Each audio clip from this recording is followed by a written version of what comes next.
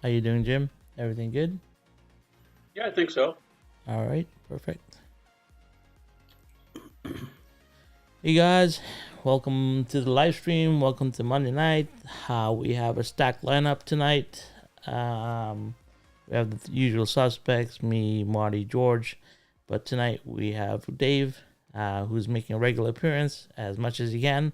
We appreciate that a lot, Dave. Thank you so much.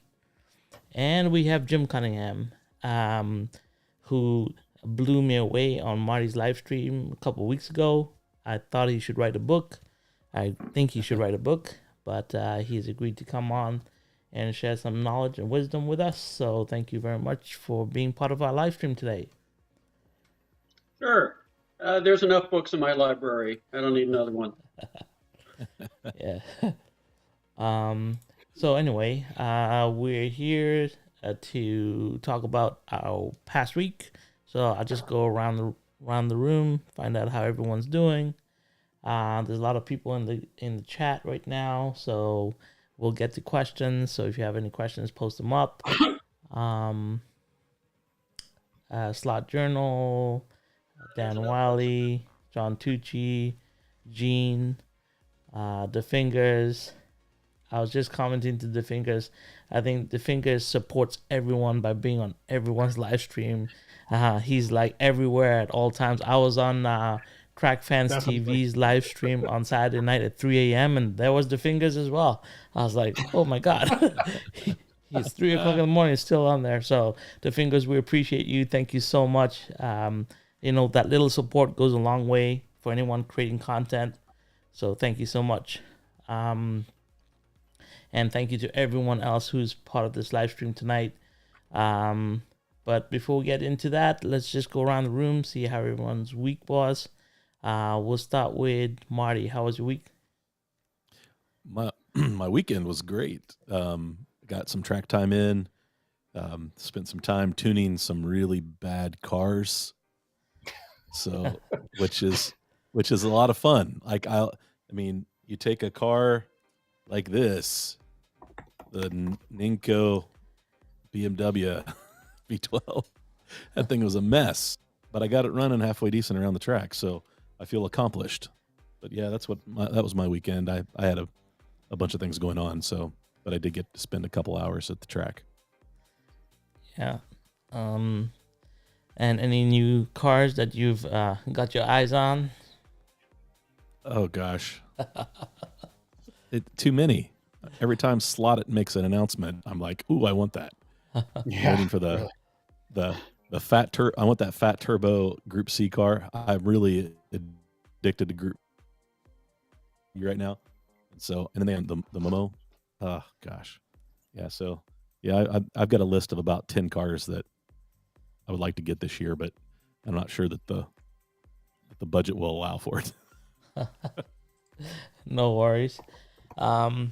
Anyway, so did you do any racing this past week, Marty, besides testing and tuning? No No?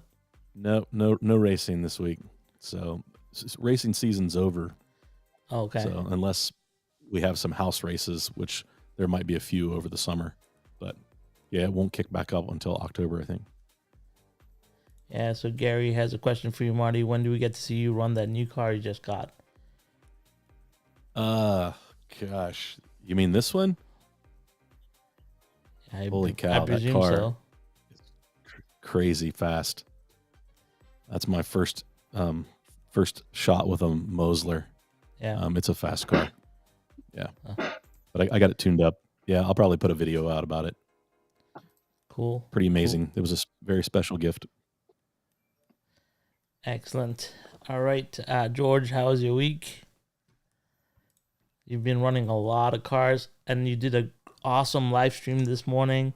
I was so fascinated. I watched it all, in and out, but I was jumping in and out while I was working. But yeah, it was amazing. Thanks for doing that, George. Are you muted? Oh no, sorry. 1 second, George. There we go. There you go. Sorry about that. I usually mute it myself so I wouldn't have the noise, but I don't know if that works or not, or if you have control of that. Yeah, no worries. Yeah. So tell us about your Yep. week, George. Well, I work, so Thursday, Friday, Saturday. So that's pretty much it. And everything I did was this morning, so that's Yeah. about it. Just farted around as usual. Nothing You ran special. a lot of cars on your wood track. How many laps you got in there? Enough to start making a trail on the track like it should, laying the rubber and use foam cars that I have, some old foam cars, and make a pattern on it. So yeah, quite a bit of cars. Yeah. Asher said, Marty, he waited for your phone call. I don't know what that is about, but just wanted to let you know. Asher, it must be about the Polycar track. Yeah. Did you send me a message? I'll have to go look for it. Oh yeah, yeah. You were talking about selling that track, right, Asher? Yeah, that's what I would Yeah. love to build a 4-lane. I've said that a million times. Yeah. Mm. Yeah, George, you really took the scare out of scratch building this morning. Thank you so much for doing that. That was awesome. Yeah, it was fantastic, George. Anybody could do it. If I could do it, anybody could do it. So that's why I had Frank do it. Frank is, he's got arthritis. He doesn't see real well, but he was able to do it just fine. Just kind of coached him through it. Now he's what he said was it was kind of like the unknown of not doing it and the apprehension of just you just got to get in there and do it. That's all. There's a lot of videos out there on everything. Just try it out. Not hard. So that's why he did it. And that's why I had him do it. So he's happy. He's going to build a hot rod over here too. So hot rod HRW. So Yeah, it looked good. Thanks a lot for doing that. Dave, how was your week? Pretty good. It was my birthday this week. Happy And, birthday, belated. Sorry about that. thank Yeah. you. That's quite all right. Trust me. We went to New York City last weekend. Me and my family did, so that was a lot of fun. And I got a couple samples from Thunder Slot, and they were amazing. The new McLarens, and I have some cars, some scale auto cars, some Porsches coming as well that I'm going to check out. Some RSRs I'm going to check out on my track as soon as they come. I think they're coming tomorrow. I did order a capture card for my Sony. I Yeah. ordered that yesterday, so I can use my good camera for live streams again. Yeah, but you have a Brio, so you're actually okay. That's a 4K webcam that you have down there. Yeah, that Brio seems to be doing the trick. It with all the light that I'm throwing out now, it seems like the quality is pretty good. So I might just stick with that because boy, it's easy to use. Yeah, that's the thing, right? Like, once you have webcams, like I just got 2 Insta360 links. They're the pan, tilt, and zoom ones. So once you get one of those, you're like, oh, do I have to rig up my camera? But once you rig up your camera and have it side by side, you'll realize, the camera is what you need sometimes. Yeah, control was good. Not my week related, but we're talking about arrivals of stuff. The slotted, Marty mentioned gets poorer every time the new slotted arrives. Well, the Skyline is arriving, Bathurst Skyline, the red, white, and blue one, and the Alfa Romeo 155, the purple one, the DTM car, and then I have a list that Polycar Slotted sends me. They don't have any dates with these cars, but there's most of the year listed on here. The Ford Mark II GT40, the Ken Miles car, should be coming reasonably soon, as well as another 962 Short Tail, Le Mans number 58, Chaparral 2F after that, and McLaren C-Class after that. Yeah. All right, Marty, you better empty your wallet. Yeah, I'm not sure if those. I believe those are in order, but I'm not 100% sure. It's nuts, That's a lot of like cars. once you start there's one. a bunch of this stuff. once you start collecting all the different brands, it just gets crazy. But let's turn to Jim, who has the biggest car collection I've seen to date. How was your week, Jim? I wish I was at the Long Beach Grand Prix. I got my Long Beach Grand Prix shirt on here Very from nice. when we did slot car tracks for Acura a couple of years there. But Acura's cut back their fan zone presence, so I didn't go, which is too bad. I really, really enjoyed that race. In fact, it was my first date with my wife was to the Long Beach Grand Prix. I think that was 34 years ago. Wow. And Wow. I don't think we've missed a Formula One race since. Not personally, not in person, but on TV. So anyway, I missed that. But I did have an interesting day today. I guess it was Friday. The MR slot car Shadow arrived, and so I got to play with this a little bit. Nice. I comparing it to the Thunder slot. Thunder slot's a couple of tenths quicker on my track. I think the Mr. Slot Car tires are a little harder. The chassis is certainly harder, which on my track makes a difference. I think that the softer chassis in the Thunder slot makes a difference, as well as softer tires. So good car, but would require a little tuning, I think, to run with the Thunder slots. Prior to having this, a long time ago, I wanted a slot car of this car, so I built my own. So this is my Shadow from quite some time ago. I think the driver is vacated. He got lent to another car, but I got this out, dusted it off, and got to run it as well. It's a whole different beast. Oh yeah. You can see it. It's a metal chassis, a Group 7 open motor. The chassis is really interesting. It's got all kinds of little movements in it, little vibration panels in the center. Of course, it's got the back pan movements on the sides, the plumber movement, and the center hinge. It pivots in the center as well. So chassis does all kinds of tricks. As I said, this is 2/10 slower than the untuned. All I did was take the magnet out than the Thunder slots, but this is almost 2 seconds faster. Wow. Eternity. Yeah, well. Now, the interesting thing, today's project, I built a car for a customer. This guy's wife drives a Bug-Eye Sprite. So he sent me a body shell. It doesn't have, the detail isn't finished. It doesn't have an interior. But the problem was he was having a hard time finding anything small enough to fit under it. And he kind of likes vintage stuff. So I built him a vintage chassis under it. Beautiful. Nice. Love those open can pitments. Yeah. This is a Cool. trade ship chassis, a trade ship motor. I had to solder on the body mount bracket on the back here to give him a good solid body mount front and rear. Sweet.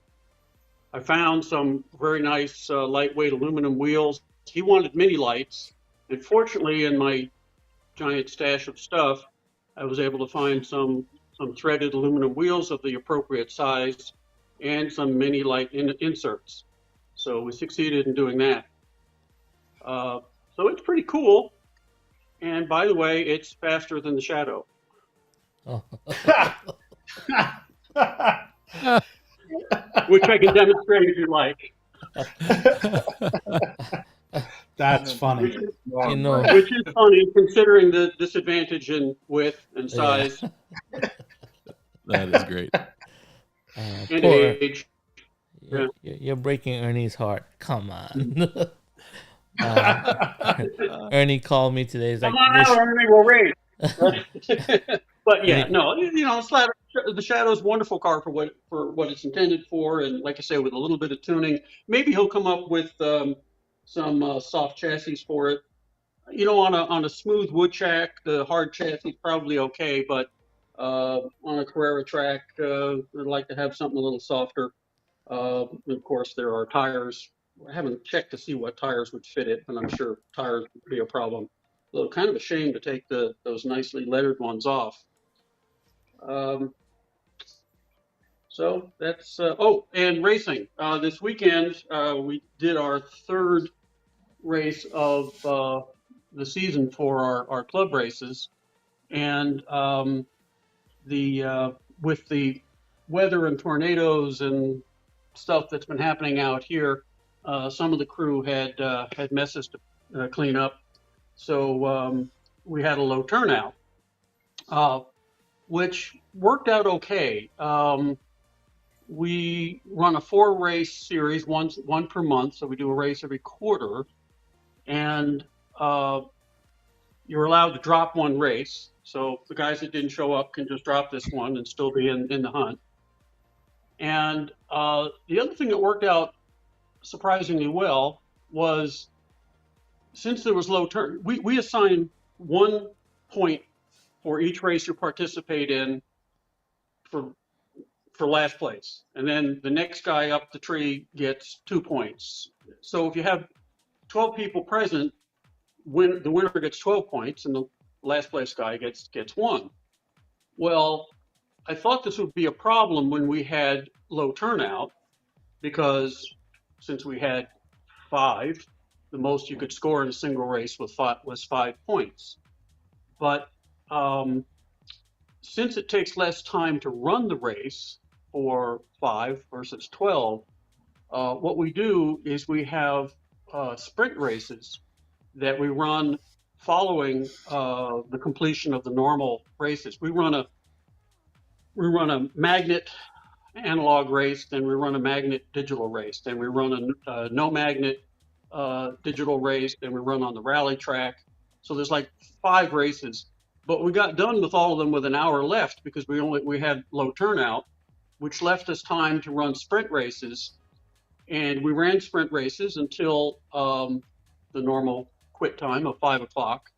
And as it happened, the people who attended got about the same number of points that they would have gotten had there been a big turnout, and they did well. So I'm cool. very glad to see how well that system worked out. So I'm happy with our scoring system. Oh, it's really cool. Yeah. So the other thing we do in our scoring system that's unique, I wanted to put it out there because I would encourage other people to try it. Because being in the middle of Arkansas, there isn't a large market. We're always, scratching for more racers. So if a racer brings a guest, any points that the guest scores in racing, and he's going to score at least 1 for everything he enters, so that's 5 points in a weekend. The person who brought him also gets those points. So Nice. you get points for bringing a friend, and that's worked out well too, encouraging people to bring newcomers to try it out. That's a good idea. Yeah, that's awesome. Very cool.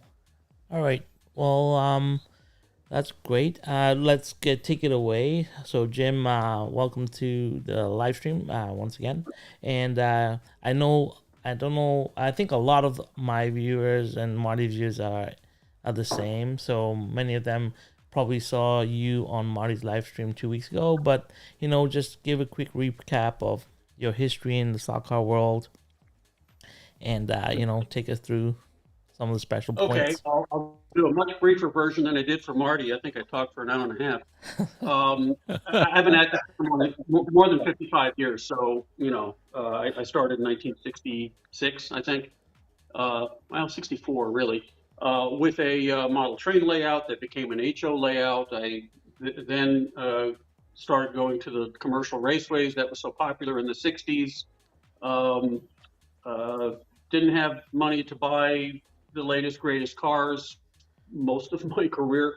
So early on, I started working with hand-me-downs and rebuilding and restoring vintage cars. So as I did today, I really enjoy building stuff like that. And nothing was more satisfying than racing against a rich kid who just bought the latest, greatest thing with a car that he had laughed at when I came in and beat him. So that sort of got me enthused with handmade vintage stuff and restorations, which became a career for me. I actually had a career in the bicycle industry, principally doing restoration work on vintage bikes and also design work on new bikes, prototypes, and custom painting on all kinds of bicycles. So that led to that.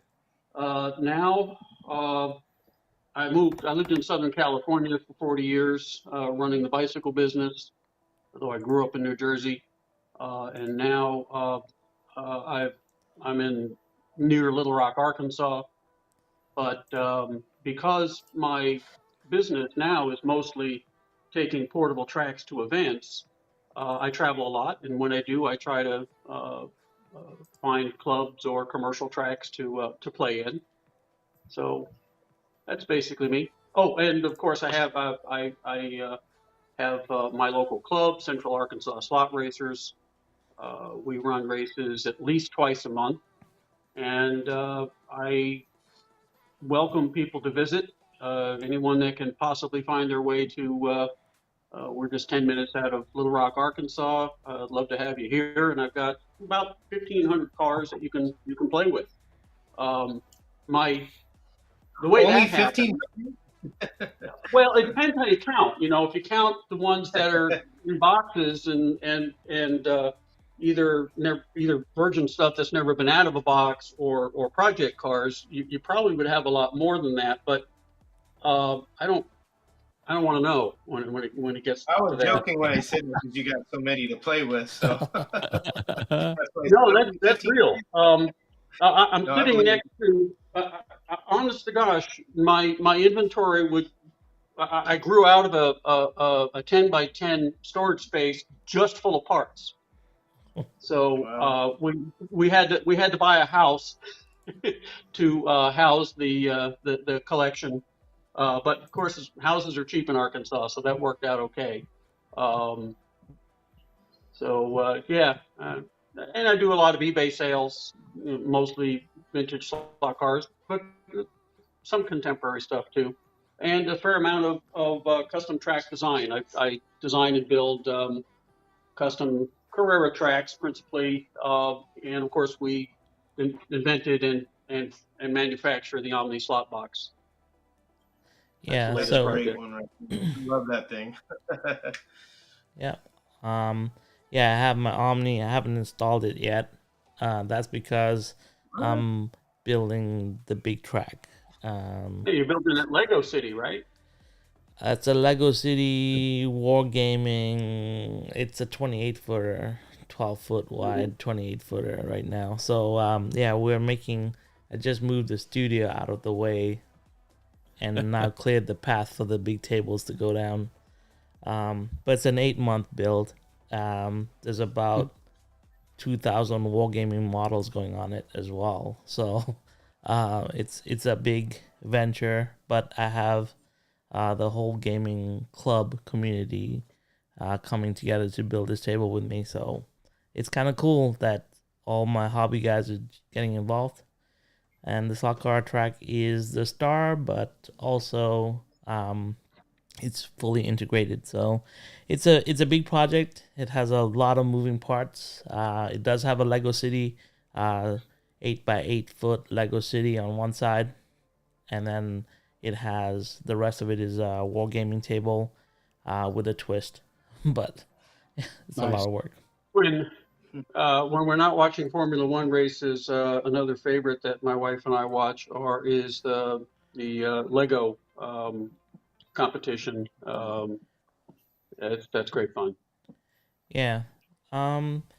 So okay, so let's talk about the Omni box, Omni slot box. Like, when did you develop it? Why did you develop it? And like, it's a very unique system. I have the tech slots, and now I have your Omni box, and I've been studying it, looking at it. It's pretty unique, pretty different. So let's talk Well, about that. Well, because I have such a wide range of cars, I have basically participated in every form of slot cars over the years. Uh, I learned early on that if you win the Wednesday night race 3 weeks in a row, on the fourth week, nobody wants to race with you. So I made a point of not just staying in any series and dominating, but rather rewarding myself with a new car and a new challenge each time I came out on top. That let me retire a lot of my cars in top condition, and it also meant that I have a collection of basically every type of slot car, from HO to wing cars, everything in between, all scales. And in San Diego, I had 11 tracks at one point, for running all different stuff. But I knew that when I moved to Arkansas that I was going to have to narrow that down.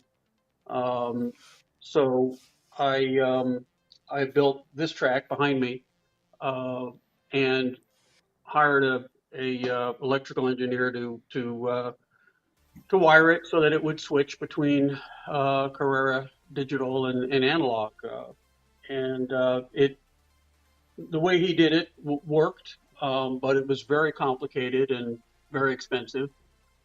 And over the last several years, we have made it simpler, more robust, and the goal was to make it into a module that anyone could pretty much plug and play into a Carrera digital system and run any slot car. The key difference between the tech slot and the Omni box is that tech slot uses the decoder chips that are normally in the car to power the lanes.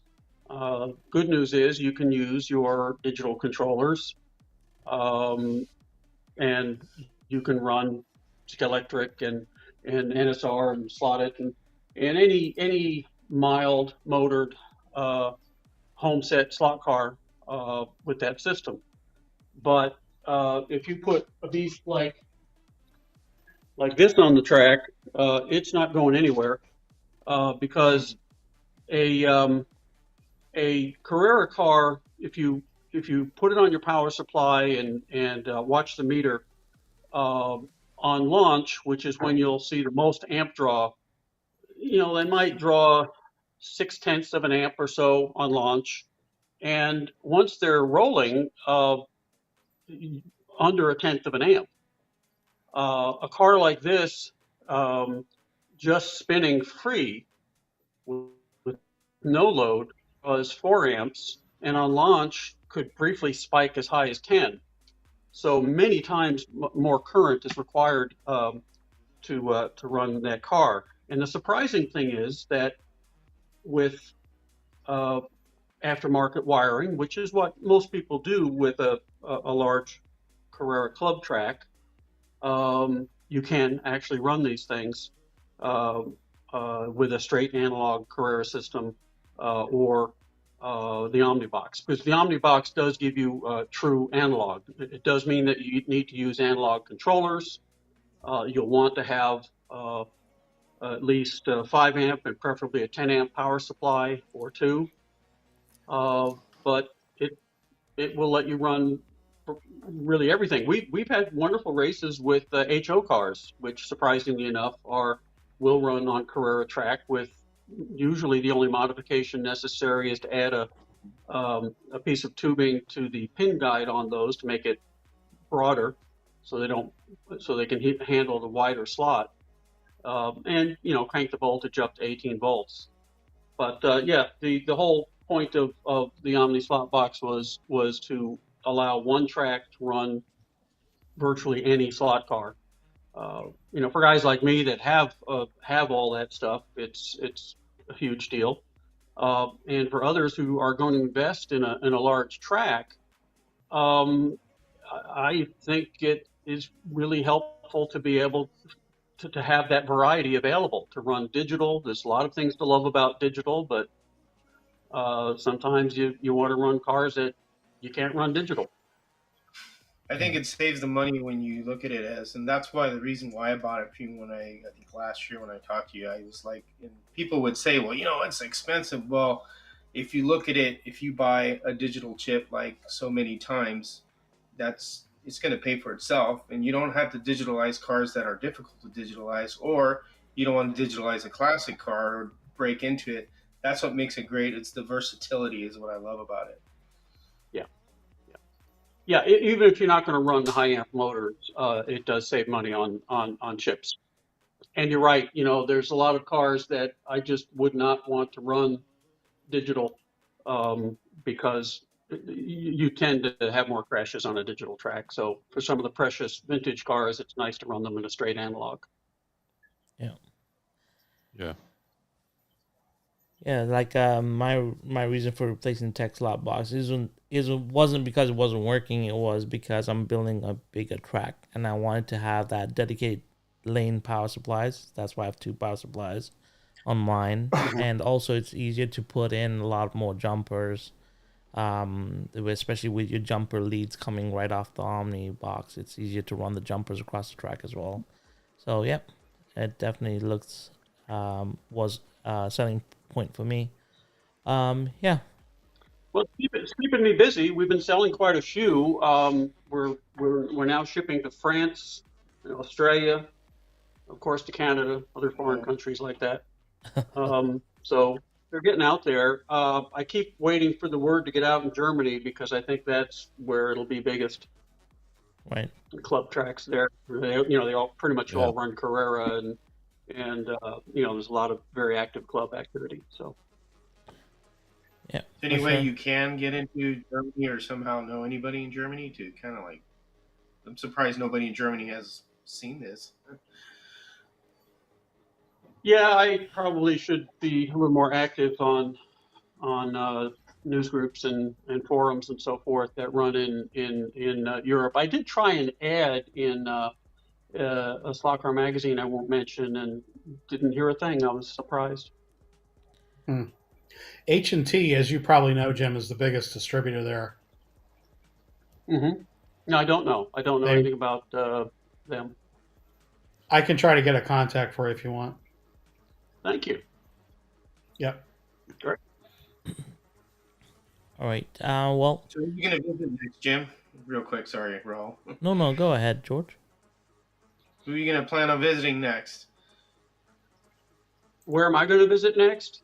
Next stop, I've got a Goleta, California, so San Francisco Bay Area, and then I go to Florida. Last minute, but looks like we're going to be at the Formula One race in Miami. The client there is just very last minute, but if we're there, we'll be in the ESPN booth. So I was hoping to hear from them today to confirm that it's on, but as far as I know, it is. But I never count on it until I see the check. But you need that check. Yeah, all the travel expenses are. I'm not going to risk those on a client that can't make up their mind.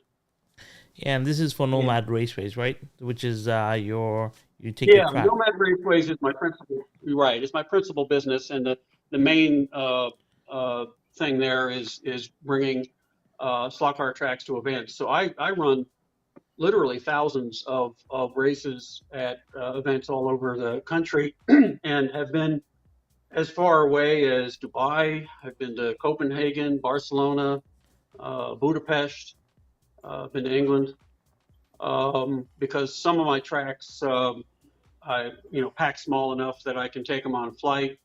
Others travel. I come in looking like a rock band with these big black cases and unpack them. The Fingers is asking if you need a bag boy. That's honestly, that's one of the reasons I run the slot car club, is in part to get to know local guys that are enthusiastic about slot cars, that understand them, and they often become assistants. So right now I've got 3 local guys that, when they can fit it into their schedule, do come with me when I need an assistant. Some of the tracks are a solo thing I can do myself, and others require 1 or 2 assistants. So yeah, we do that. Okay. You had Danny Wiley at your track. I think it was 2 weeks ago. Yeah, Yeah, it was Yeah, after he the was live here. stream. He was here for the last open house. Had a great time. He's about 2. He said it was only an hour and a half away. It wasn't as far as he thought, and so he came for the open house, which that's the usually the first Saturday of the month. We run a open house race where I supply everything. People don't have to bring anything. They don't have to know anything, and it's a introductory slot car race. But then the next step is club racing, where guys have their own cars. So yeah, he had a great time. He and his son, and swore he'd be back. He didn't make it to the club race, but I'm sure he'll be back. I'm here a lot. When I'm not traveling, I'll make myself available to someone in the area who wants to come visit. So come on out. In fact, if you fly into Clinton National, I'll pick you up because it's convenient and nearby. That's one of the nice things about Little Rock. It's the airport. It is really easy and convenient. You can sleep under the track, and I'll put you up. I'll take that offer. I don't mind sleeping under the track. Really, the last time my mom visited, she slept under the track. It's a nice room. It really is, and we've got a great blow up mattress and all that, and she had a good time. It's like camping out.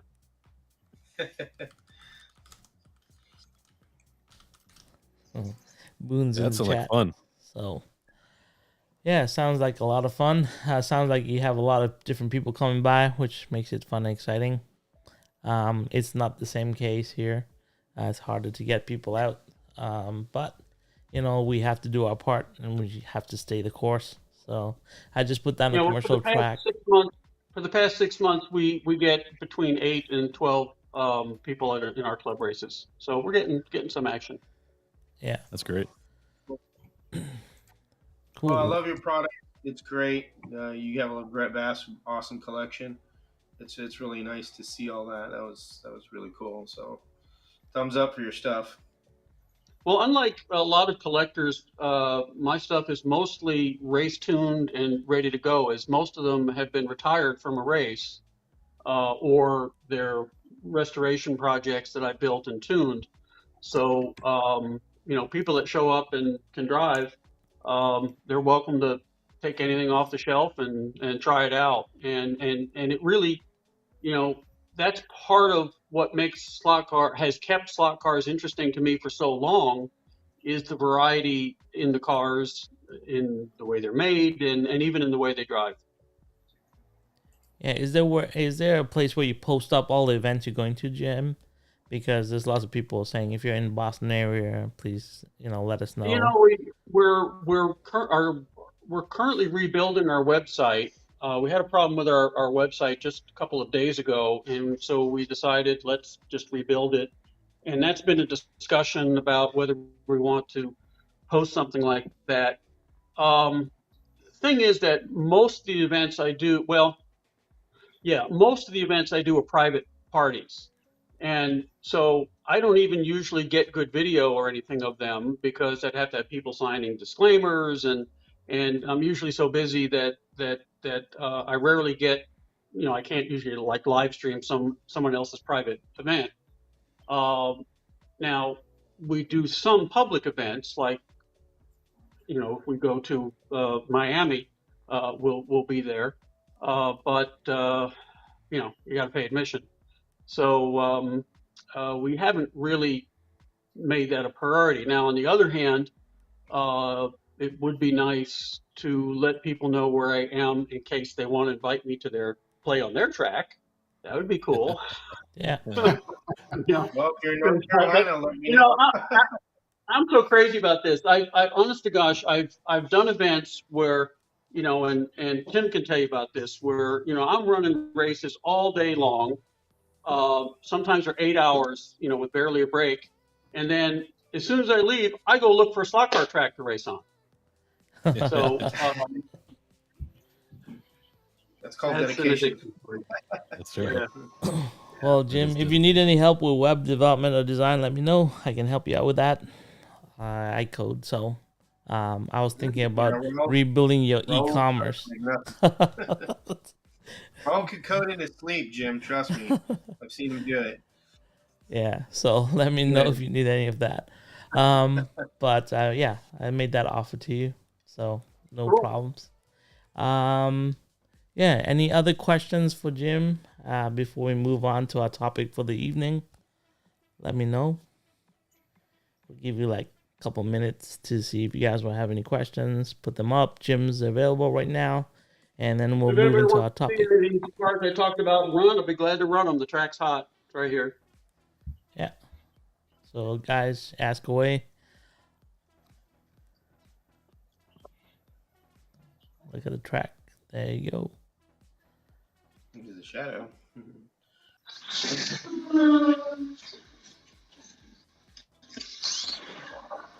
Dang, that is fast. Oh man. I think the camera's barely keeping up with it. Yeah, it's just Well, that's driving one-handed on cold tires, and that's a 3.7. Good times with these other cars are 5s. wow. That's nuts. Fantastic. All right. Well, let's go to this, and we'll talk about a topic for this evening, and then we'll come back and see if anyone wants to see some more track time, and then I have a couple of announcements to make as well. So let's get this party rolling. Thank you once again, Jim, for sharing. And we have a topic tonight that is an extension of a topic that we did a couple of weeks ago, which was we talked about through the lens, and at that point we talked about becoming YouTubers and the reason why we all want you to become YouTubers. So you know, some people have already taken this to heart and have started their channels, but something that had come up over last week was the fear of content. You know, what content to create, other people reviewing cars. And what I wanted to discuss today was content strategy in a way, and why it's important for you to have your voice as well in the community. Just because other people are doing things, just because Jim is an expert at building cars or George, doesn't mean that you can't put your hat in the ring and learn and experiment. And maybe that's how we create better content. So that's something that I wanted to talk about today, and that's something I want to bring up. And I know a lot of you are longtime YouTubers, more than me. I'm looking at you, Dave, here. You know, like I said, my journey in YouTube started last year in January. So I'm new, I'm fresh, and you know, I also struggle with content outside of reviewing cars. And like I said last week, I've actually tired of reviewing cars. I have so many cars backlogged to review, but it's become monotonous, right? It's the same thing. So that's why building this new track, bringing in my wargaming. Wargaming is something that forces you to be innovative, creative, new painting techniques, and that's something I really love to do is paint, airbrush paint.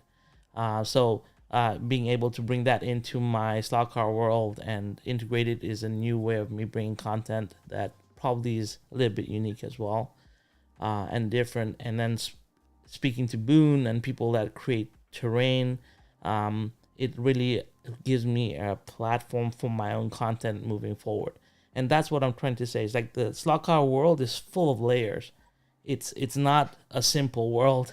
It looks simple from the outside, but when you go in, there's so many layers to it that you can pick a layer and become comfortable in that zone, create some content in there, and then move along. But that's my opening to this discussion.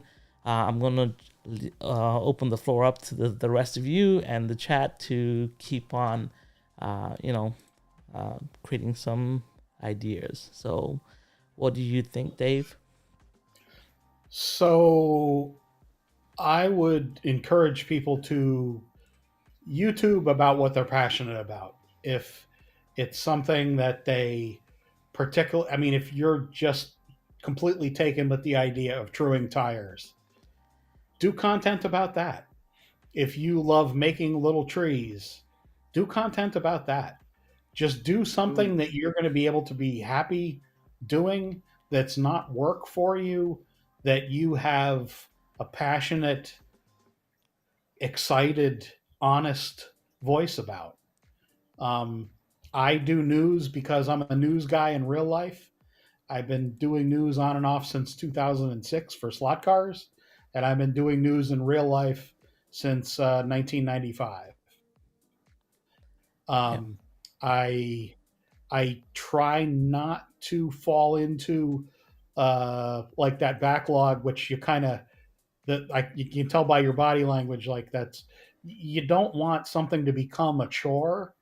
And if you think to yourself, well, I have a backlog, that's like the worst thing to to have, because you kind of like drudgery for you.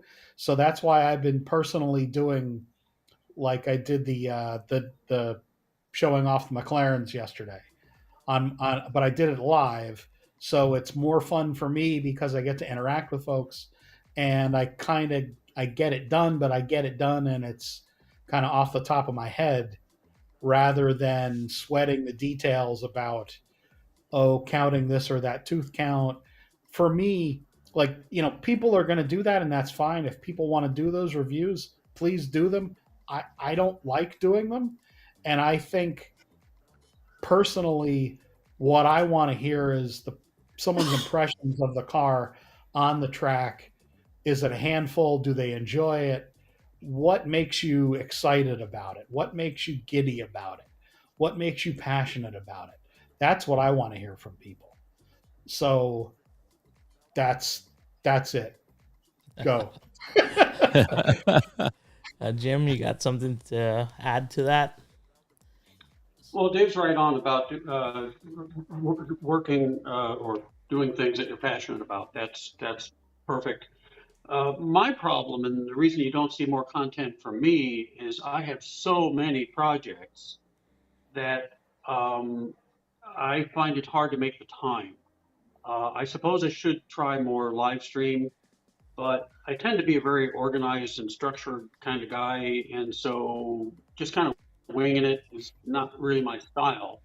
I've done a few videos that I'm happy with, that I've edited on my YouTube channel. I could start doing videos of my collection, just interesting slot cars. And I think it'd be fun for me. I enjoy talking about them. If people come in and start looking at the collection, and almost every car on the wall, there's a story I can tell about it. So I'm not short for content at all. The only thing I find myself short of is finding the time to do it. I kind of rather film another one than video it. Mm-hmm. Yeah. Marty? Also, I find another thing I find myself short of time for is watching all the live streams I'd like to watch and videos. There's so much content out there already that I could spend all my time just watching. So, yeah. It's definitely great, all the people that are creating content now, and we have a lot more rich choice, a rich field of people contributing now that, a couple of years ago it was, Harry Wise out there. Not that there's anything wrong with that, but it was mainly Harry doing videos. He's the slot father in many ways here.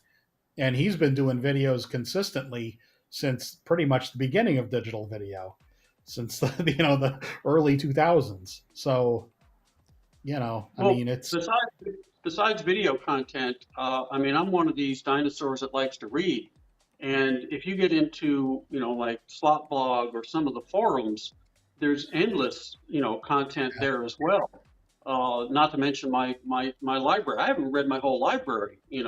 There's fascinating books and articles right there. So content to me doesn't seem to be the problem, but it can be fun and have at it, guys. So Shotgun Dave says the biggest hurdle I get is getting over the fear. I have these great ideas and they sound great when I talk about it. Then I get in front of the camera and I think I sound terrible. It's a big hurdle. I mean, Dave, who doesn't you think they don't sound sound terrible. I can tell you that right now. You sound just fine. I like Dave's videos. He needs to do more, and he is, because he does a lot of those unique resin casting things, which really are getting people to, inspiring them to make 132nd bodies. That's the type of stuff that we want. So don't even think that one bit. Yeah, I watched Shotgun Dave's tire molding video the other day, because as I'm developing this new track, we have Warhammer models that I want to convert to slot cars, and one thing that we need is new tires for that. So that was something that I went out there to find, and sure enough, there was Shotgun Dave, and he did a really great job explaining it, and that's what we need. Dave our slot R. Dave from UK does a phenomenal job just building magnetic kits as well. His explanations and how he puts it together is great. And like Dave was saying, the amount of information now compared to a year ago, when I started, is leaps and bounds what it was. So I think we are at a point where content is being created all over, but that doesn't mean that you are contented out. I think everyone has a voice and everyone should try and create, and we're all looking forward to seeing it anyway. Marty, do you have anything to add? Yeah, I mean, I think when I go back to when I first started researching about what type of track I wanted to buy, the first thing I did was I went to YouTube and I looked for those types of videos that gave me comparisons, that gave me, all the data that I wanted to make a good decision. And so I agree. I don't love doing the test and tune, or I don't love doing, here's this car, here's how big the pinion is, here's the gearing, here's all that. But I do want to know, how well does this car work and how much tuning do I need to do? What kind of tuning do I need to do to make it go around the track? And so before I buy any car, I go and I look at if anybody has done a video on it, because I don't want to buy a stinker, right? My money, honestly, Dave, like your videos, your live stream, when you start talking about the cars and pulling them off, I tease you about not getting lap times, but I'm kind of a stats guy. That's what I can compare cars. I was like, how fast is that getting around his track? That's what I love about racing just by myself in the evenings. So I love all of that content, and I think there's room for all of that. I think there's the reference side of YouTube where you can go and find out all the information about every car that you want. And then once I got into the hobby, I realized I love to talk about slot cars, and that's where the live stream came in. The chat was so much fun on Sunday afternoons on your live stream, Dave. I was like, I've got to do this, not to copy what you were doing, but just to provide another avenue. If I craved talking about slot cars, the passion that I developed for the hobby, on Sundays, there's got to be people who want to do it on Tuesday night or on Monday night or on Thursday. And so I felt like that's why I started doing live streams, because I would get to Tuesday or Wednesday and like about to explode, wanting to talk about things and am I tuning this car right? Right. So I just got like super excited about it. So I think that's why, I don't see any of this as a competition. I think that the more people that are putting great content out there, the better off the hobby is, because it just creates a great space, a great environment for growing the hobby. All right. So Sunday's Luckar says, I like roll sites comparing car speeds. So it's a shame he's burnt out. So let me backtrack a bit. I'm not burnt out. There's no way I'm burnt out about this hobby. I wouldn't be doing this live stream if I was burnt out. No, it's not about burnout. It's not about the commercial track I put down. What it's the monotony of doing cars after cars after cars and not tuning them. Like Marty's tuning cars. He's getting to experience the car. I'm just taking them out of the box, maybe lubing them up, running them. But let me backtrack to why I got into YouTube in January of last year. I didn't get into YouTube because of slot cars. I wanted to get onto YouTube. The reason for it was I wanted to get better at videography. It was a passion that I had developed, and I had got new cameras, and I wanted to do YouTube to develop that skill set. And I love slot cars. At that time, I was on my way out of retiring from competitive wargaming. So I had to find a new hobby. I had videography, and slot cars was just, I loved cars. I couldn't race anymore because of my health, and it was a simple way for me to transition into a new hobby that would allow me to look at cars and also expand on my videography. And when I stepped into the ring for slot cars, I knew nothing about slot cars. I couldn't tell you the pinion gear from the crown gear from the side. No, it didn't matter to me. What I wanted to do was capture cars at high speed in photography and in very, very slow motion, like in 1,000 frames per second. It was my thing. And that's what I did. And all my videos were about capturing at slow motion. And as I started to develop that, I got into tuning and got deeper into the hobby. And then when I saw Boone's track and I saw the terrain, and I said, wait, we did this in wargaming. I used to build terrain in wargaming. I put that all aside. Why not bring that back? It's a passion that I have. I love airbrushing. I love doing all these, really cool, creative things with terrain. And talking to Boone got me excited. And that's when I started to pivot. The other thing that I wanted to do when I started YouTube was a data repository, because I believe with so much data in the world, you need repositories, you need hubs of information. And there's nobody recording data on slot cars.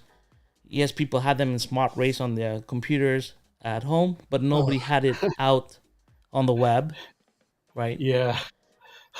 And so I developed the website. And then I developed the world of slots on that website, because I wanted to put out a place where anyone could go. Like when I went to Barcelona, I was trying to find, where do I go to find slot cars? I had to go to some obscure forum, and then some of the links didn't work. So I was like, why not create a repository of information where everyone can put all their information on a Google map, and I can bring it all in one place and they can filter it out. That's my thing. I always like to solve problems that I face and make things accessible. And that's my whole thing about being in YouTube. It's just, fixing problems. The backlog that I have is not a backlog in that way. I just collect too many cars. Last year in January, I had 27 cars. Today, I have 325 cars in 1/32nd. And I have... That's a nice start. It's like in 1 year I've grown, I've exploded. And it's because I love cars. So picking up cars left, right, and center, it creates that volume. And then after a while, you're like, it's nice. I will release car videos. I will continue to do that. I have redeveloped my site so that I can now create different tracks and keep data for different tracks. That's why the Global Racing League is now a possibility and an idea that I had in standardization, so everyone could race and everyone could go into one place to find all the data based on different cars. And that's where the Global Racing League came into my mind, because in wargaming, we standardized everything in order to compete on a global scale. And if you want to do that for slot cars, you have to get a standardization at a point where everyone has the same kind of track, everyone's running the same kind of car, and we're competing at a standardized level in order to run the Global Racing League. It's something they do in Mini Z as well. So I thought about that, and that's why I developed the website.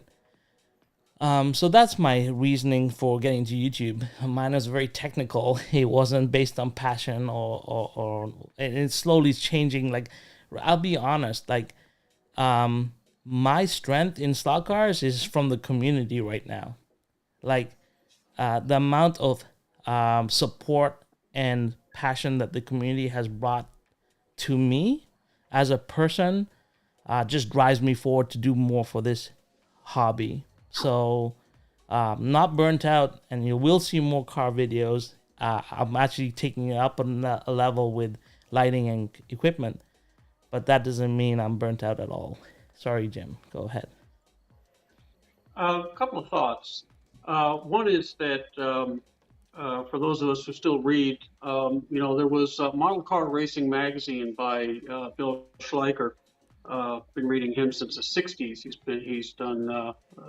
been involved in many magazines. And one of the things that he did with Model Car Racing magazine was he would do car reviews and a track test, and he would test them with and without magnets on his particular track. And those, so if you want a database of 20 years of slot car releases with track times, it exists in Model Car Racing magazine, but I never put much faith in any of that because, first of all, his track was a little different than my track and most people's tracks. He tended to run things on 12 volts when the cars from the factory run on 14 and a half. And as a dealer who sold, cases of slot cars, I know that with some brands more than others, but I think to some degree across all slot cars, you'll find some fairly significant differences between identical cars of the same part number. You could buy a case of slot cars and find a 15, sometimes 20% difference in lap times between cars that are supposed to be identical out of the box. So I don't feel all that, that rating cars based on their performance is all that valid. Now, to some extent, yeah, you can say that the Thunder slots are awesome. They handle great. I did it myself when I compared the Thunder slot to the slotted. There are to the Mr. Slot car. There are differences there, but when you start comparing similar cars, particularly Scalextric to Scalextric and Carrera to Carrera and so forth, I think the track tests don't really mean much. Do you true the tires on every car? If you don't, you're going to find a wide variety in most of those mass-produced brands. So, some thoughts on track tests. Yeah. I think when you start into the hobby, you really don't know about touring tires or anything else. So as a consumer, and if you look at it from a beginner point of view, like, let's take this commercial track I put down in an RC racing facility, right? Even they who RC racers who spend a lot of money on all their hop ups and mods for RC racing, when it comes to slot cars, they don't want to think about it. They just want a car. They want to pick a car and run it for now because they don't understand the value behind slot car racing. To them, it's just press a button, control the trigger. It's simpler. Like one of the guys said to me, why don't they just put a remote control frequency of 2.4 gigahertz and put a slot and let me drive my RC car on the track? That's the mentality. It's like it takes a while for them to get comfortable. So straight out of the box, they just want to know, is this car good enough for me to run or not run? And then the tuning and everything else comes in there. So I think the buying decisions are made. Consumer Reports, if you think about it, we buy a lot based on Consumer Reports or from what one person says about a product to another person. Whether it's exactly the same or not, everyone gets different experiences, right? Go ahead, Jim. You don't have to Yeah. raise your hand, Jim. Just talk. Yeah, but now you got a situation where if you're doing these, sooner or later you're going to come across a car that's just a turkey, and it came with a cracked pinion gear, so it didn't run, or you got to say bad things about it, or what do you do in a case like that? I never say anything bad about a car. Right, but Yeah. then where's the value? So Well, you're this in a tough is spot. well, this is what happens I mean, I when hear people, for example, I hear people rag on fly cars, for example. Happens to be one of my favorite brands. They're the ones that pioneered the high detail cars. They really set the bar for accurate scale detail. And bless them, they had the courage to put the motor in the Porsche 911 behind the rear axle where it belongs, and up in front and Oh, between the front wheels and the Ferrari where it oh, belongs. And if you leave the magnets in them and tune them, you can race them against each other. And full depth Dave will drink interiors. to I that. like all that, but you do Making have to Dave tune drink those more. cars. You can't. If you bought a case of them, three of them are not going to, out of 12, three are not going to run at all. Three are going to be awesome, and everything else is going to be somewhere in between. yeah. No, that's 100%. Like, there's no. Well, you're talking about motors here. It's true with even a car coming off the lot, like a real car coming off the lot. It's true. You get lemons. Every so often you're gonna get a lemon, right? But let's just talk about a car that the recent car that I just reviewed. I haven't even released the video, but it's the Mustang from Carrera. I got it out of the box, but the chassis is bent, right? So when you put it down on a block and you press down, the whole thing you can't even drive the car because it won't stick in the slot, because the moment you take a turn, it just deslots and comes off. Am I going to bash the car? No, because I know that Massimo ran the same car and he had a good experience with his car. And I talked to Massimo and said, hey, I haven't, this car is really dogging, but... And then he's like, no, I had a great experience with his. So, it's points of view. And that's the thing here. It's getting many points of view in order to get a good data set. Just like anything in data, you need multiple data sets to actually get a trend line. But I'm never going to bash a car. I think there's so much that goes into developing a car. There's so much passion that goes behind every car. And no brand is superior over another brand. Every brand has their own value that they bring to the table, and they have their own customer base that they're trying to satisfy, and they each have a different point of view. That's the key here, and we are just happy consumers that allow ourselves to have an opinion about it, but we're not gonna change perception of a brand, I don't think, unless a lot of us say the same thing about it, right? I mean, I think the main two toy brands are Skeletric and Carrera. Generally speaking, they run fine out of the box. I've had thousands of cars through my hands over the years with Carrera. I've done hundreds of thousands of laps with Carrera cars at events that I've done over the 8 or so years that I worked for Carrera. I found very few cars in my time working for them that were defective. They have a documented 5% failure rate across all product lines. Germans, God love them, they like to document everything, and they have to document that to sell things in Germany. So this is a documented thing that I know from working at the company. Plus, anecdotally, nearly every car that I've ever run out of the box from Carrera has functioned. Very, very few. But cars like the Formula One cars, there were much higher returns on those cars because the wiring was so flimsy on those cars. But they're robust as hell. I mean, they just They just work. For as much as people like to make fun of the fact that they're heavy, and they are, there's reasons for that, they're quite durable. And I've had cars, I still have cars that I had driven during events with Carrera that I did when I did the Quebec Auto Show. I had the same, intentionally, the same half a dozen cars through 2 or 3 years of the auto show that I did tens of thousands of laps with a Lamborghini, a McLaren, or not, a Lamborghini, a Porsche, and something else, a Ferrari.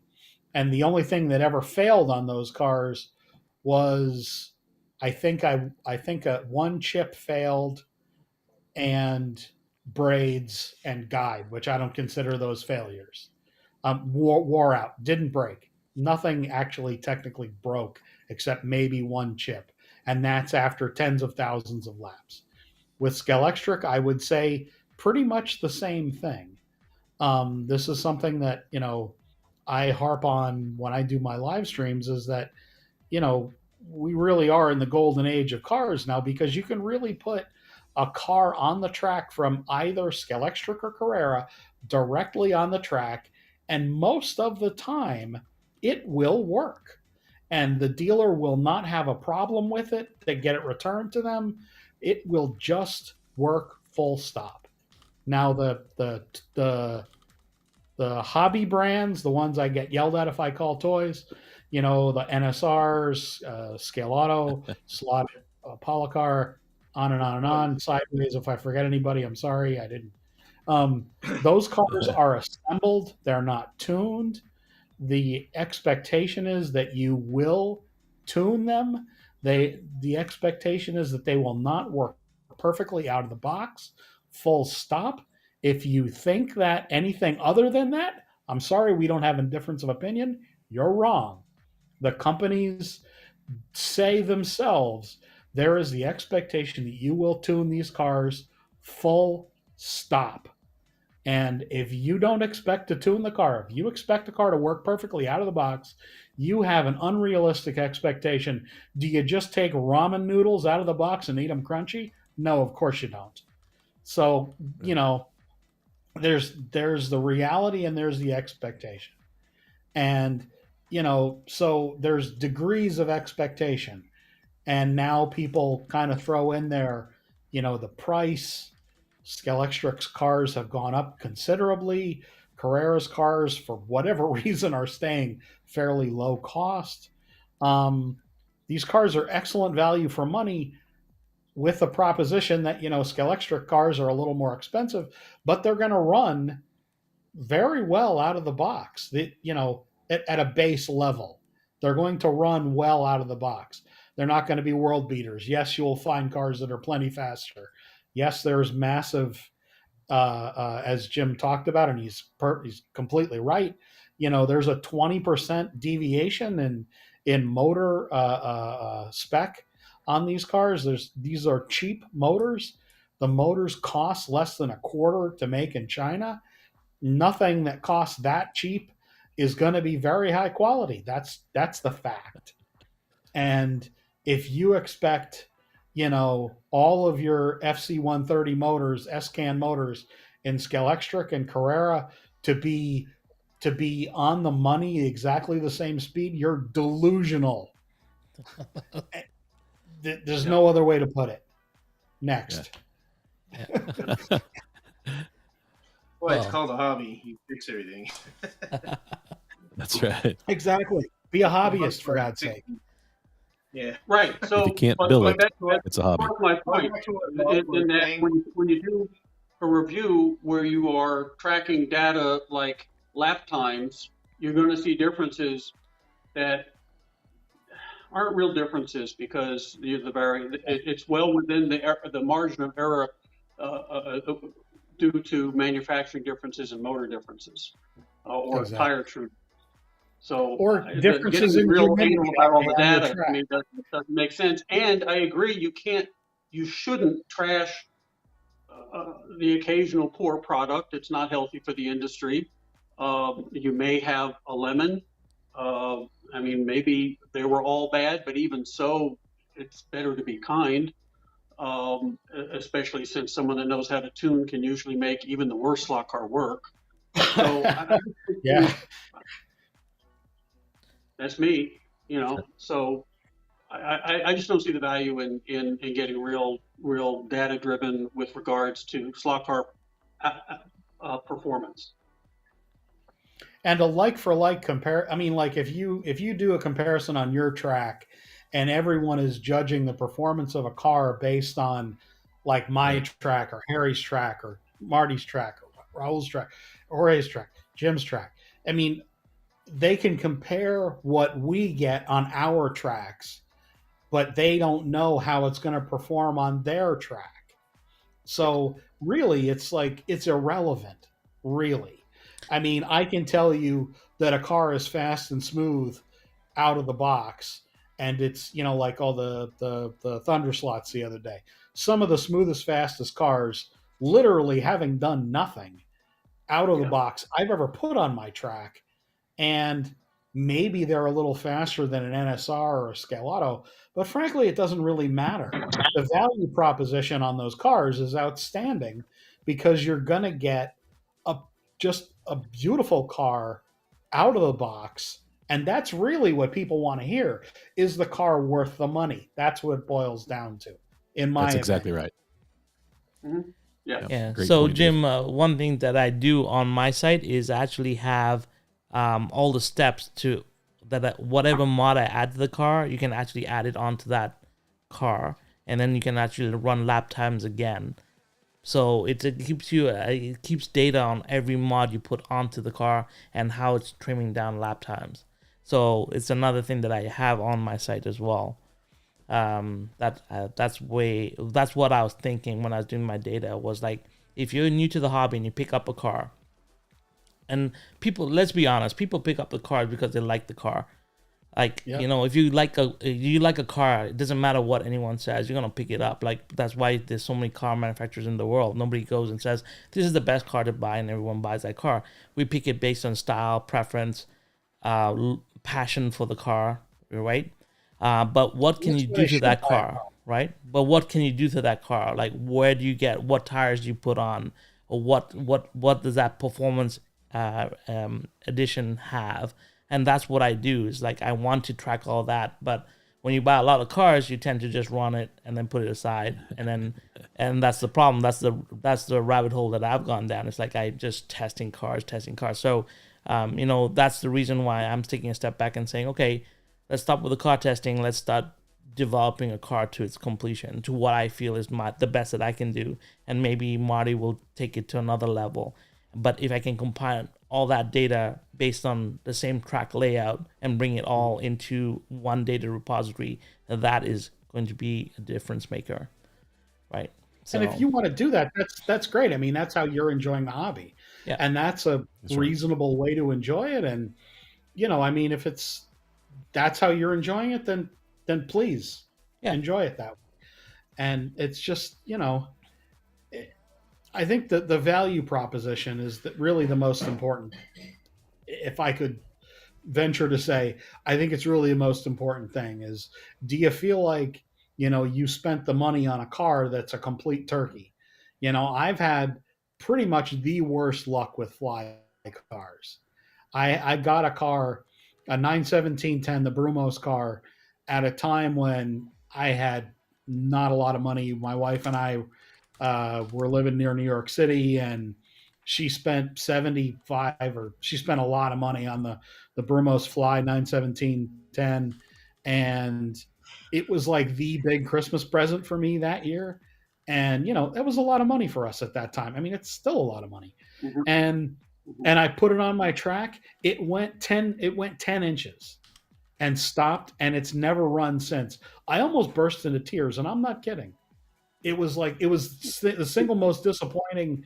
Well, one of the most disappointing. There's a slaughter car in my distant past that was just about the worst slot car I've ever come across. But it's the value proposition.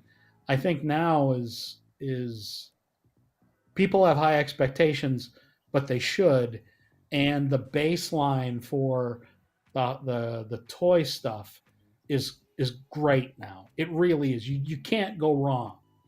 That's basically, I hate to say, use the blanket term like that, but you know, like you mentioned, Raul, you buy a car because you like the looks of the car. And that's why you should buy the car.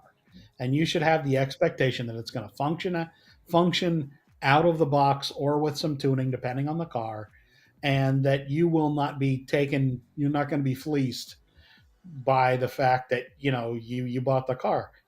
That's why I harp on the idea that, there are no spares for most of the toys. And that really sucks. And that's Yeah. something that I do complain about behind closed doors and in public, because I think the toy companies need to be held to account to this. These cars are not disposable. They shouldn't be disposable. And it's the worst thing in the world. You're spending $40 to $65 on a Skeletric or Carrera car, and they shouldn't be disposable if something breaks. That's that's really, really bad, is how I'll put it. It's insulting. Yeah.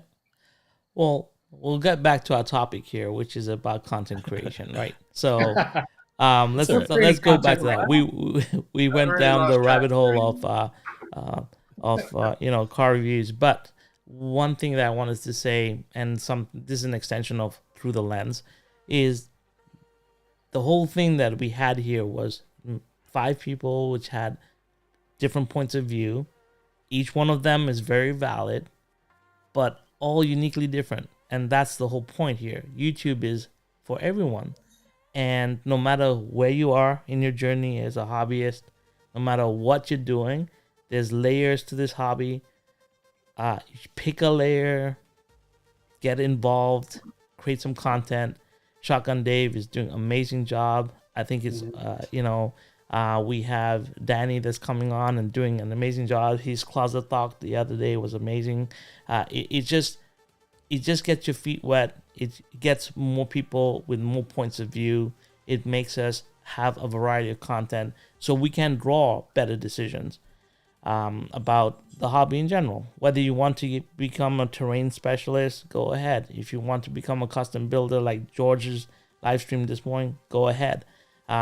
You want to mold new bodies, go ahead. You want to become an expert tuner, go ahead. It's open platform.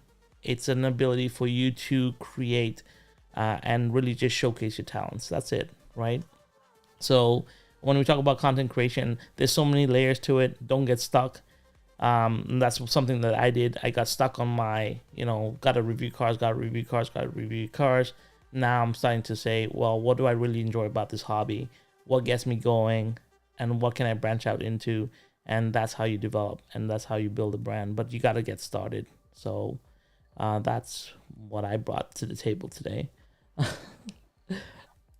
But I appreciate. Going back to what you were saying, Raul, going back to what you were saying about how those people, there you have the commercial track out where they go and they just want to drive a car. A lot of people associate that with nostalgia.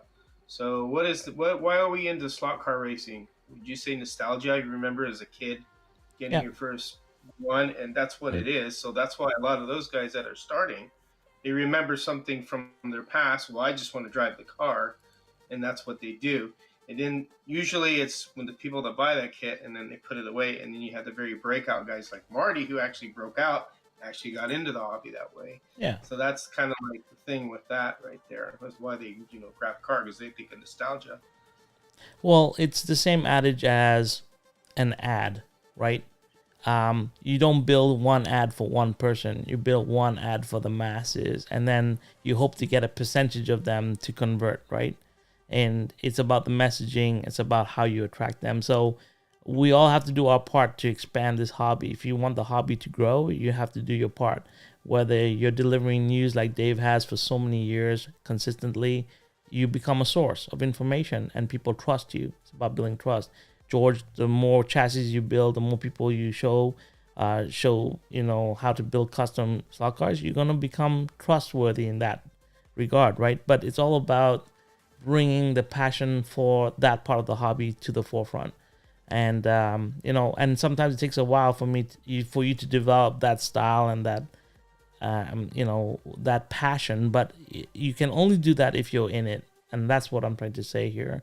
And so content shouldn't be the blocker for you to create YouTube videos. It should be an experimentation. When I started YouTube, I did the 10-day challenge, 10 different videos, 10 days in a row. I hated some of them, I love some of them, and that's how you do it. You get started, and then you develop your own personality. I mean, like all of us have different personalities. Gear, another thing that people talk about. Like yesterday, I showed the new studio that I set up, and somebody messaged me and said, "Oh, it makes my ring light and foam obsolete." And I'm like, "No, it doesn't, because content is not created by gear; it's created by you. It doesn't matter what gear you have, and it shouldn't matter about the gear. I just happen to like tech, and I do invest in tech, but that doesn't mean I'm a better content creator because of it. Nor do I think that anyway. So I think it's just about your point of view, and what I'm trying to get here is like, just bring your passion to the table. We're ready for it, and we're all here to help you. So people are saying, I don't know how to get started. Well, that's the reason why we're here. We're doing this live stream so that you can connect with us, any of us, right? And get started. We'll always, I mean, George, how many times have I messaged you about crazy things that I want to try and talk to you? Or Boone's probably got the weirdest messages from me in the middle of the night saying, I got this crazy idea, and he'll be like, oh yeah, go for it, and that's what drives you forward, right? And that's the cool thing about a YouTube community. And I believe this Slot Car community on YouTube is pretty powerful right now. It's becoming a big part of my life, I know. So yeah, that's what I wanted to say. So, as far as gear goes, I mean, tonight this is kind of a grab ass stream for me because I had to get my my real work done. But normally I have a Boya brand mic, BOYA. I have various wired and wireless setups, but these microphones, this lavalier mic, is $20. I have two ring lights pointed at me now that I paid a total of about $20 for. Light and sound don't need to be something that you spend a lot of money on. A lot of my videos are done with my iPhone.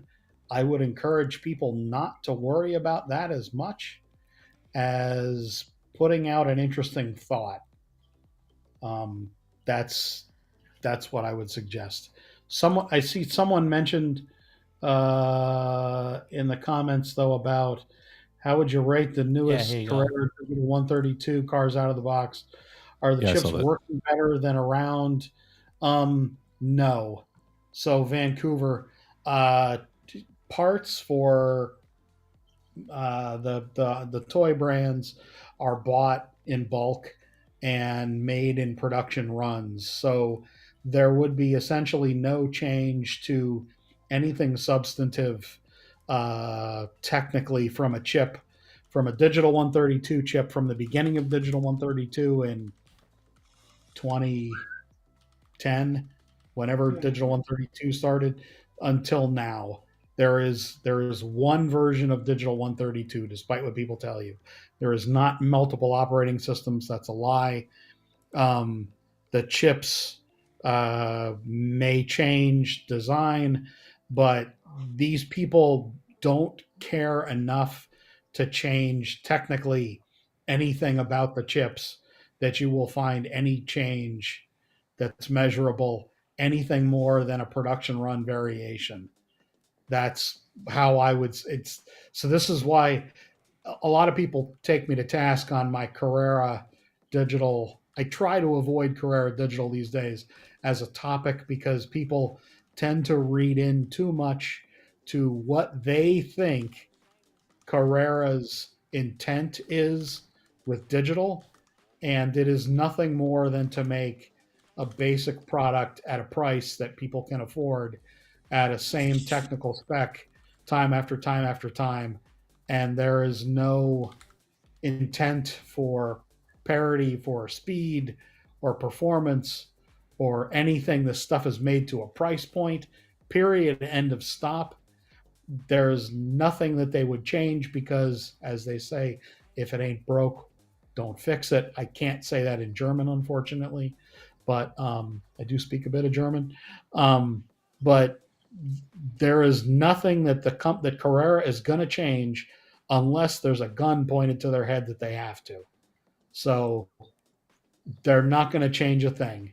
There's going to be no difference between 2019 and 2023 if they can possibly help it. And any change that has happened is a production variation. That's it. Dave, I have one question about that. It seems to me one of the biggest improvements that Carrera could have made, and I imagine it was discussed when you were there, was when Skeletric came out with their DPR, the idea of a chip that could easily be moved from car to car, so you didn't have to have a chip for every car. It seems Carrera could do that or could have done that. Did they ever even consider it? I mean, by that point, because Carrera had already done Digital 132, they're not going to change. You know, again, it's this institutional inertia. Yes, they could change, but what benefit? And yet they did change radically when they went from Pro X to Digital 132. That was a big change. They only did that out of necessity because Pro X was externally licensed operating system, and Digital 132 was internally developed operating system. That's the only reason they changed. There is period. That's it. Yeah, they lost the rights to it, basically. Yeah. Well, I don't know that I would say that. I honestly don't know that, but it's possible. It's definitely possible. But it was internally licensed or internally developed as opposed to externally developed. That's why the two systems are essentially incompatible. Mm-hmm. It's a good thing they changed because Digital 132 is so much better than Pro X ever would have been. Oh, absolutely. Yeah. I mean, I came in just as all of the accessories were being released. That's the year that I started working for the company. That's how old all of these accessories are, by the way. You know, the 2010 was when I started for Carrera, and that's when 90% of the accessories were released. No change since then. And all of them were released at that time or nearly at that time. And they basically ran out of ideas. They asked me, you know, what would I make if I could make more things? And I gave them plenty of ideas. I gave them ideas for, you know, cost as far as what I think, you know, cheap ways of doing this or that product would be. And they basically blew me off. The only idea that they did was the corner lane changes. Those were my suggestion: the in to out, out to in, left and right, right and left, and the squeeze section, which was not supposed to be the piece of track that was essentially a replacement for the standard curve. It was supposed to fit inside the standard curve. And they said, "Oh, look, we made your squeeze section for you." And I said, "No, this is not what I asked for." And they said, "Yes, we made your squeeze section for you." And I said, "Thank you. Yes. See you later." So, maybe you should have did it in German. No, they all speak perfect English. Trust me, they don't care. Yeah. Yeah, well, thank you so much for all your insights, guys. It's been pretty enlightening. Does anyone in the chat have any more questions? Anybody on the panel have any more questions? Let me know. Yeah, this is a big stickler. It's a shame they don't do the corner lane sections and changes in the wider turns. That I think we talked about that last time. Yeah, that's something that I really would love to see as well. So if you do run a full lane, I just look at my I look at my layout and go, gosh, it would be great to have a corner lane change in a couple places. Yeah, but I run multiple radius turns. The concern is always for how many pieces they'll sell, and the fact that it's a standard curve means that they can put it into a standard slot set, so they can amortize those molds out over many, many more, pieces, because the vast majority of set, or every set, to the best of my knowledge, comes with an R1 curve, nothing R2, goodness knows R3 or 4. So, yes, a lot of hobbyists, and I use that in quotes, buy those outer radius curves 2, 3, and 4. But in reality, the number of pieces sold of all of those things is a pittance compared to the R1s that get sold. So yes, it would be nice to make them wider radius, but what do you make? Go ahead, Yeah, Jim. related to that, I recently delivered a custom track to a customer. I did the design and shipped him all the parts necessary to build it. And I could not find anywhere in the market, whether eBay or European retailers, the inside shoulder for Radius 3 bank. And in fact, Yeah, I'm sure it's a very low demand part. I mean, it's pretty much cosmetic. You don't really need it. yeah. But some of the European distributors, or rather retailers, have listed the part as no longer available from the manufacturer. Mhm. So I thought, well, geez, this must be a case of one of those molds that they still haven't amortized because they don't sell very many of those parts, and maybe the mold was damaged, or they just don't want to invest in another batch. That's But surprising that a track section of any sort would disappear out of the catalog. that's more than it. I've sat in so many meetings with the guy that's in charge of the production run of whatever, and we would have uh, meetings in Germany where I would sit in the meeting and say, "Look, we can't ever have less than 1,000 standard straights in stock at Carrera of America. We can't ever Right. have less than however many 500 controllers, 250 power supplies, whatever the number is." And half the time, I mean, God love the guy, he wouldn't even know how many pieces they had in Germany available. And the guy's overworked and whatever, yada yada. I mean, you feel for the guy, but at the same time, he's trying to manage 20,000 SKUs or whatever it is. Mhm. And the problem is exactly like you said. Okay, how many inside banked borders are you going to sell? You're going to Right. sell a dozen a year if you're lucky in North America. Probably 2 dozen a year in all of Europe if you're lucky. Well, I I sell mean, more than that, but I wouldn't go that far. You'd be shocked how few pieces of each of these things get sold, quite frankly. But regardless. That's a lot of the problem at Skelectric is they just don't want to invest in another run of whatever the piece is, and it's to the disgust of just about every retailer, and for Carrera as well, that they don't have whatever you want at that time in stock. Yeah. All right. Well, thank you so much once again, guys. It's been great. Jim, thank you for coming on. I'm going to wrap up with a couple of things. A lot of development has happened over the last week. So I'm going to go through some of this now. One, I have a giveaway that's going to be drawn on the next live stream on a following Monday, or 2 Mondays from now. So in 2 Mondays from now, we have the draw for the D2 Master Pantera that I'm giving away. So if you're interested, please go to the channel and register for that. Nice, Huh? nice car. Yeah. Well, I like giving away some cool cars. So that's one. The second thing is last week we talked about the Global Racing League, and I promised that I'd put up a form for anybody who was interested in signing up. If we get 10 people signed up, we will start the ball rolling into getting the rules drawn up, the committees drawn up, and get that going. So Just wanted to showcase that. We have so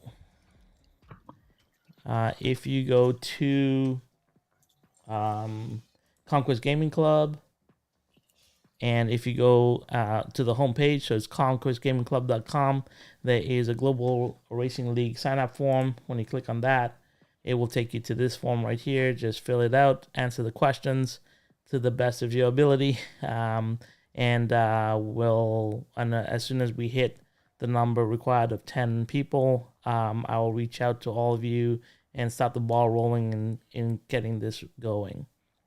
So, and if you have any questions, like I said, just feel free to reach out to me on this website as well. There is a contact form to get to me.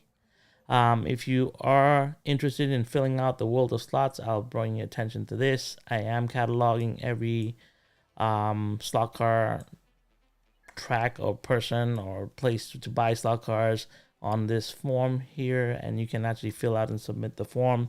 Jim just did that today, and I wanted to thank him for that. So we keep on adding to this form here, and to the map.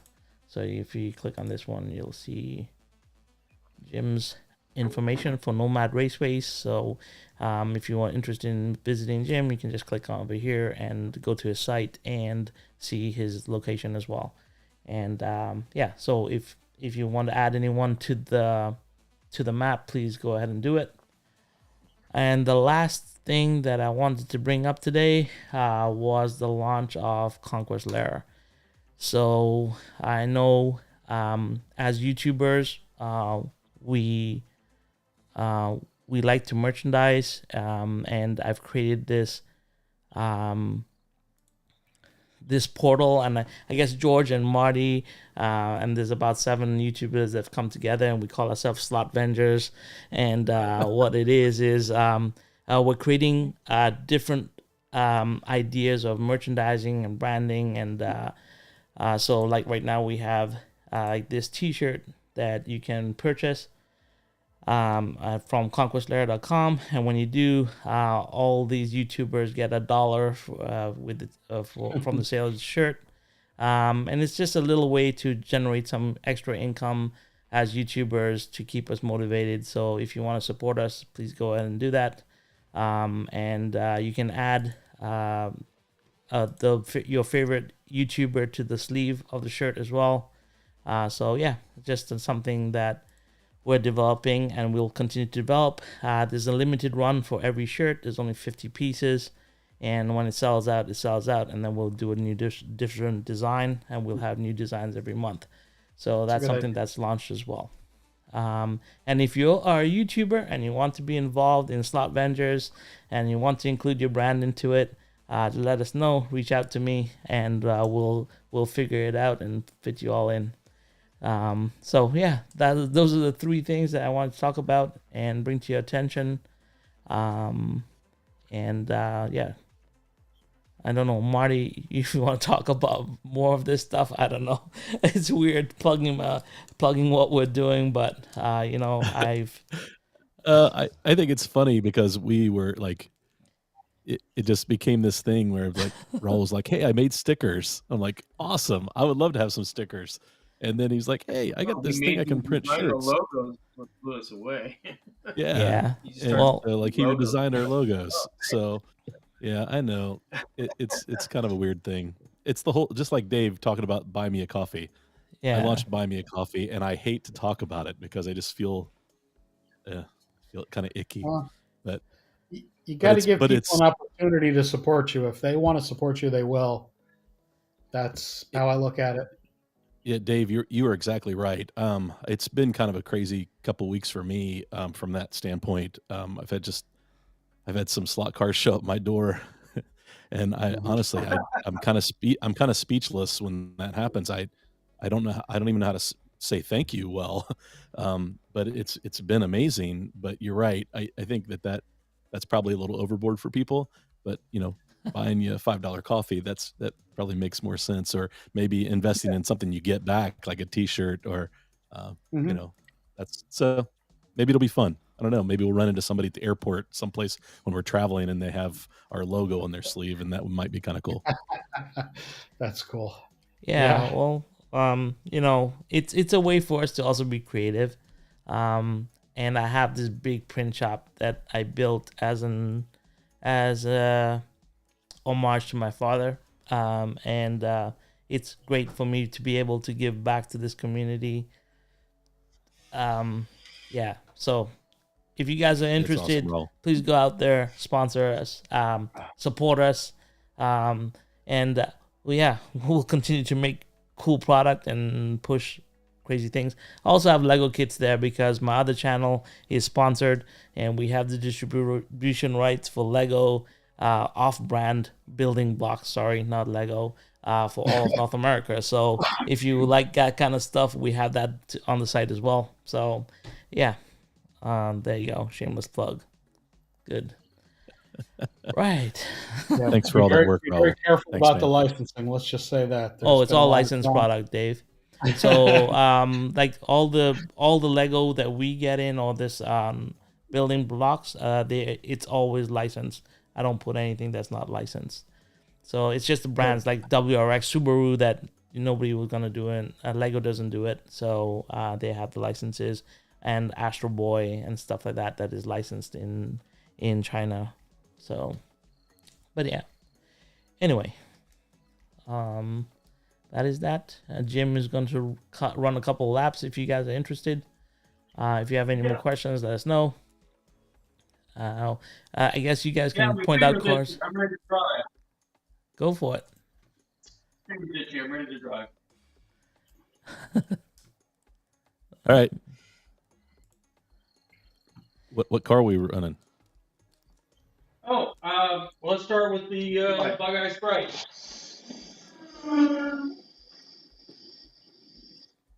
Bug Eye Sprite.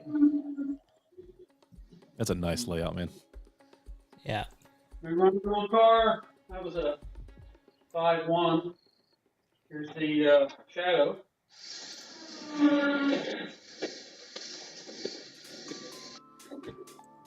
Almost.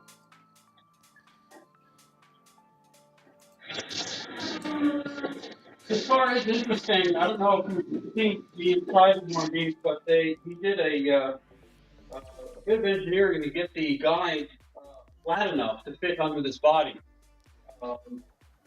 I'll do a little video on it. It's kind of cool what he did with it.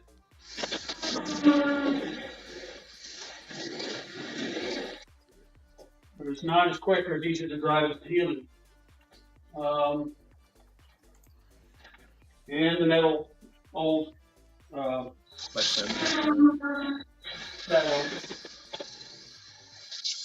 Of course, it's getting used to the drive because it's got huge brakes. Top on the line.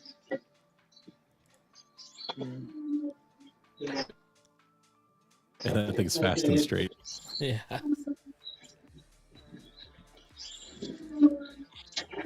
That would be cool to shoot with 1,000 frames per second. Yeah, it's amazing when you see these things captured at 1,000 frames. You actually see how much they're hopping. It's pretty cool. Yeah. All right, guys. I got to get going. Yeah. I'm sorry. Yeah, no worries. we can wrap up. Thanks, Dave. Thanks a lot, Jim. Thanks a lot, Dave. Thanks a lot, George, Marty, everyone in the chat. Yeah, they're tires. Yeah. Notice the front wheels. Rules said you had to have half-inch diameter front wheels. Didn't say they had to be functional. And Nice. So, anyway. Very nice. Very I nice. can do some video. Make time to do some videos on these toys. For sure. Thank you so much, Jim, Thanks, guys. for being a part of this. And guys, we'll talk to you next week, Monday. Marty, you have your live stream tomorrow. Tomorrow, 8 p.m. Yeah, so we'll see most of you there. And until next time, thanks a lot, guys. Have fun. Let's have fun on rails. Bye. Thank you.